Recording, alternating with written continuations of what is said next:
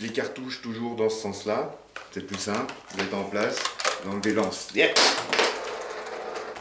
Bon bah voilà, j'ai l'intro. Beaucoup d'améliorations.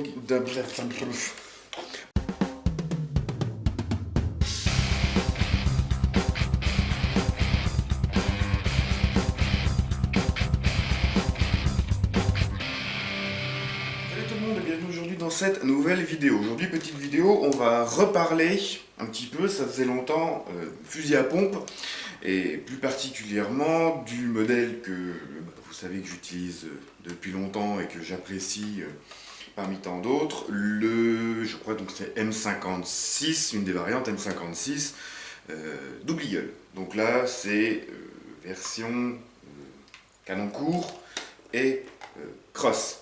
Donc le but de la vidéo va être de vous en reparler un petit peu. Ça va pas être un vrai rétex parce que j'avais déjà fait un rétex dessus et mon avis n'a absolument pas changé dessus. Donc voilà. Ça va être vous montrer un petit peu les améliorations que j'ai pu lui faire, ce qui a changé dessus, ce que je compte encore lui faire, ce que je compte pas lui faire, etc. etc. Bref, donc ce modèle là véritablement n'est plus le tout premier que j'utilisais.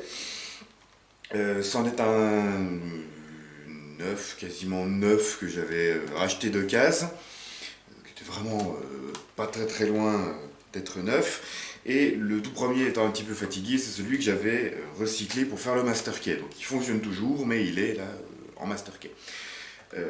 Avantage, c'est que du coup, vu que j'avais le capot avec la cartouchière que j'avais fixée dessus, et la crosse, j'ai juste tout viré de l'autre pour le remettre sur celui-là. Ça, c'est un gros avantage, c'est que si votre modèle pète, vous trouvez le même. Vous récupérez, si les bricolages que vous avez fait comme ça, vous pouvez les récupérer, les switcher sur le nouveau, voilà, sans avoir besoin de tout refaire. J'ai viré une partie des petites fioritures du petit merdier qu'il y avait là à l'avant. Il y avait normalement un attache-sangle, je crois, et puis l'espèce de levier à faire tourner, ça normalement sur le vrai Franchisas 12. Je crois que c'est le levier qui permet de le passer de semi-auto à pompe action. Donc ça, j'ai tout démonté, j'ai tout enlevé, ça emmerdait, ça dépassait, ça s'accrochait partout, donc j'ai tout viré, ça fait un truc un petit peu plus low profile et ça va bien mieux. Ensuite, niveau amélioration que vous n'avez pas vu, j'ai collé un rail sur la pompe. Je voulais éventuellement pour pouvoir mettre une lampe. Je pensais à la base le mettre en dessous, mais mettre un grand rail en dessous pour pouvoir mettre une lampe et éventuellement une poignée. Mais comme on a la séparation des deux coques de la pompe, ça risque d'être difficile à fixer. Il faudrait fixer des barres en plus pour attacher le rail par les côtés, enfin attacher des barres sur les côtés et ensuite fixer le rail par-dessus. C'est un peu le bordel, donc je me suis contenté de mettre un petit rail ici pour pouvoir fixer une lampe comme par exemple la petite PL Pro Valkyrie de chez Olight voilà, qui envoie du lourd. On en reparlera de celle-là, mais voilà, je peux facilement y avoir accès avec le pouce. Elle ne me gêne pas pour venir me servir de la pompe et des têches et tout, ça va impeccable.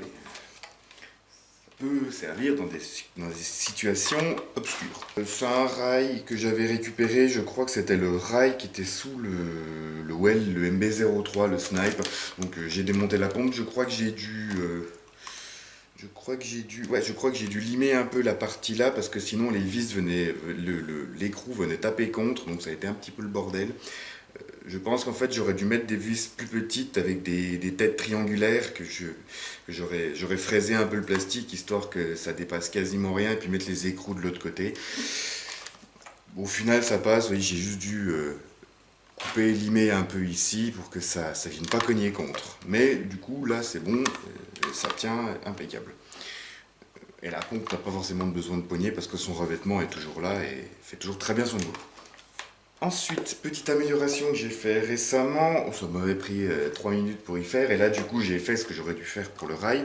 J'ai collé un rail sur le capot pour pouvoir y mettre un petit red dot. Donc là pareil, je me suis servi des stries qui sont là pour y faire bien aligné, bien droit. Bon, celui-là, je me suis gouré au niveau des mesures, donc bon, il y a un trou en plus.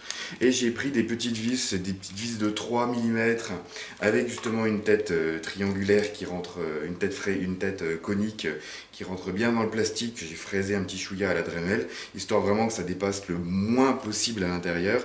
Et j'ai mis l'écrou de ce côté-là, il suffit de là, juste là que j'y lime encore un peu, mais ça gêne pas. Et j'ai collé dessus un petit Red Dot, je sais pas du tout quel modèle c'est, je sais pas du tout quelle marque, j'ai trouvé ça 2 cases, il m'a coûté 8 €, il va impeccablement bien. C'est genre ça ressemble un peu à un T1 sans la réhausse en fait. J'ai 5 niveaux de vert, 5 niveaux de rouge. J'ai surtout hop, le Kill Flash ici qui protège surtout des billes parce que j'ai pas envie de me le faire éclater. Et j'avoue que le pompe au Red Dot, c'est vraiment sympa. Prise de tir à l'instinctif avec ça, c'est merveilleux, quoi. On aligne, on pose le point dessus, bam, ça touche, impeccable.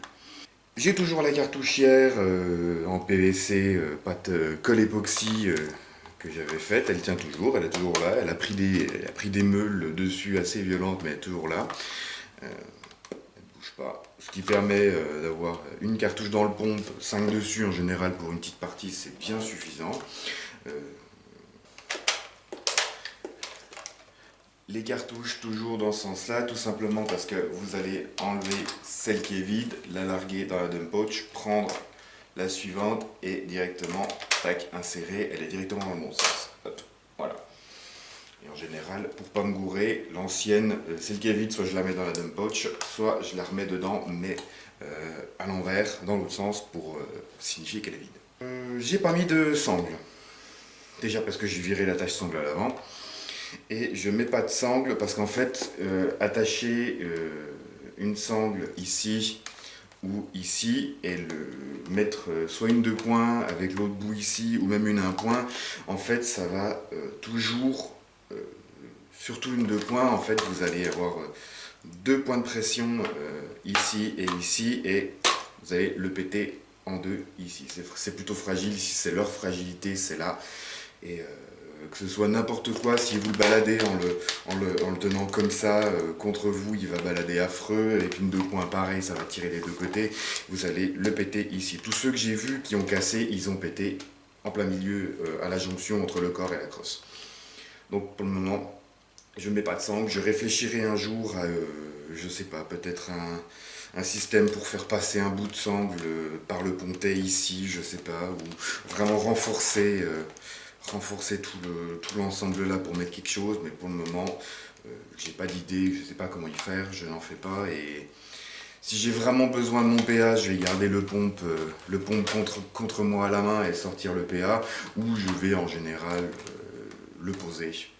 Si je joue aux pompes, je joue majoritairement que aux pompes, donc j'ai pas besoin de sangle. Voilà.